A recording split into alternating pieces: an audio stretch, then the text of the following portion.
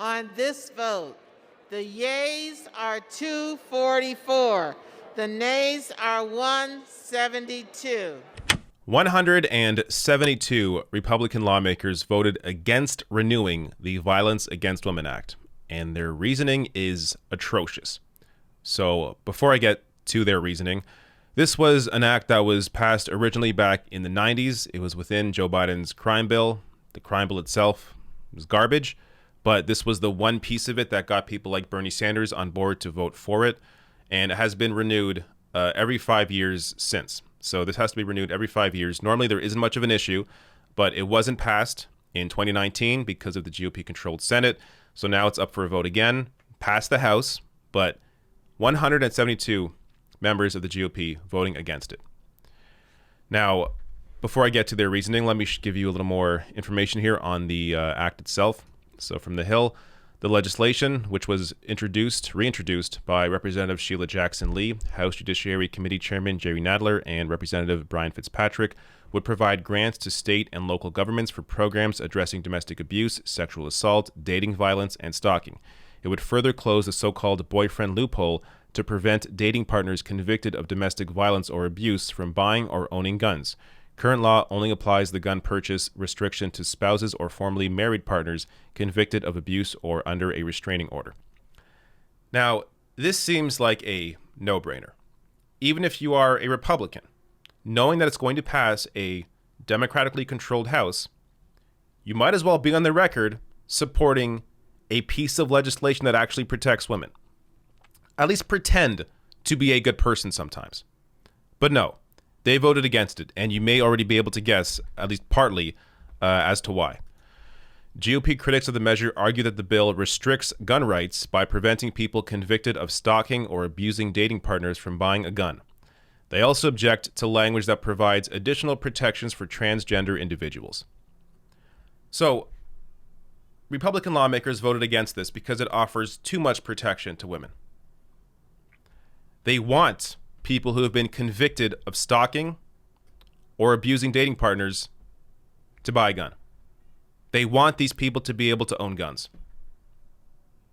And then, of course, transgender protections. Anything would even give one iota of help to the trans community.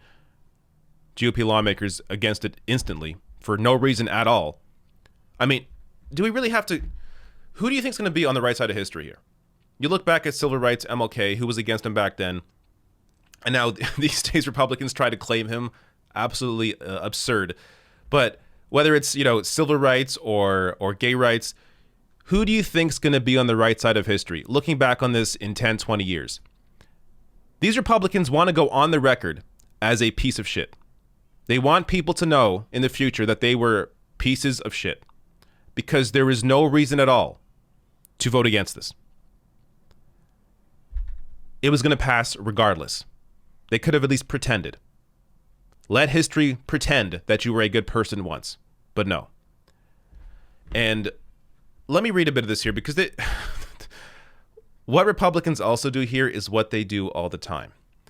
I'll explain in a second. So Debbie Lesko, a Republican, a member of the House Freedom Caucus, said that she has been a victim of domestic abuse but does not feel the bill adequately addresses the problem. Quote, I am intimately familiar with the desperate situations many women who are victims of domestic abuse face. As a domestic violence survivor, I know just how important services and protections are to women across our nation. Previous reauthorizations of the Violence Against Women Act have been bipartisan, but not this one, Lesko said on the floor. That's not even true, because 29 Republicans voted for it. So it is bipartisan. And notice how that is the only reasoning she gives here. Doesn't adequately address the problem, doesn't say why, but it's not bipartisan. Not a bipartisan bill, even though it is, but claim it's not bipartisan. I'll just say it, not bipartisan, even though it clearly is based on the votes. But that's why I'm against it. And this is what Republicans do all the time.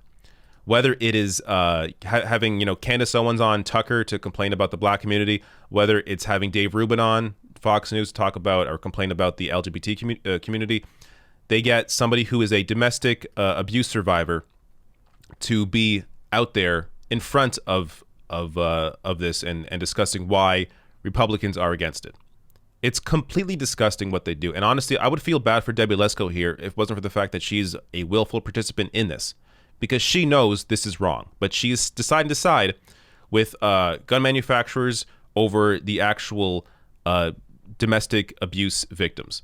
And that's clear here. Now, I want to just give you a little small paragraph here from Time discussing how domestic abuse has increased during the pandemic, meaning there's even more of a reason to support this legislation. So surveys around the world have shown domestic abuse spiking since January 2020, jumping markedly year over year compared to the same period in 2019. According to the American Journal of Emergency Medicine and the UN group UN Women, when the pandemic began, incidents of domestic violence increased 300% in China, 25% in Argentina, 30% in Cyprus, 33% in Singapore, and 50% in Brazil. In the U.S., the situation is equally troubling, with police departments reporting increases in cities around the country. For example, 18% in San Antonio, 22% in Portland, 10% in New York City, according to the American Journal of Emergency Medicine. One study in the journal Radiology reports that at Brigham and Women's Hospital in Boston, radiology scans and superficial wounds consistent with domestic abuse from March 11th to May 3rd of this year exceeded the totals for the same period in 2018 and 2019 combined. Now, the reasoning for this, I think, is rather obvious. People are home more, working from home or staying home or lost their job during the pandemic. And because of that, it creates a unfortunate situation where there's even more of a opportunity and potential for domestic abuse incidents. Now, last thing here, 3 reasons why you should support the Violence Against Women Act. Now, I'm not going to read through all this, but I will link to below the video so you can go through all the data yourself. But here's some of the points. So number 1, it saves lives. Annual rates of sexual violence have declined by 58% from 94 to 2010. Intimate partner homicide rates have declined by 35% for women and 46% for men between 1993 and 2007. It saves money. So studies confirm the benefits of the act far outweigh its costs, making it a fiscally efficient law. Sexual violence is the most costly violent crime in the U.S., incurring over $127 billion per year in both tangible, including medical care, criminal justice, lost wages, treatment, and intangible, pain and suffering costs. The act costs approximately $1.6 billion to implement, but has saved our country $14.8 billion in averted social costs since its inception. And serving as an individual victim costs approximately $15.50, yet prevents upwards of $47 of social and collateral costs per person. Also benefits the entire community. There's a lot more data points here. I'll link to below the video.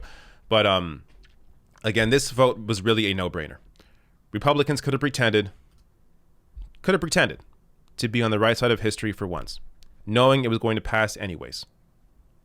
But faced with that, they decided to still stick with gun manufacturers and being anti-trans, as opposed to recognizing the rights of trans individuals and recognizing the fact that clearly somebody who's been convicted of stalking or abuse should not be able to get a weapon.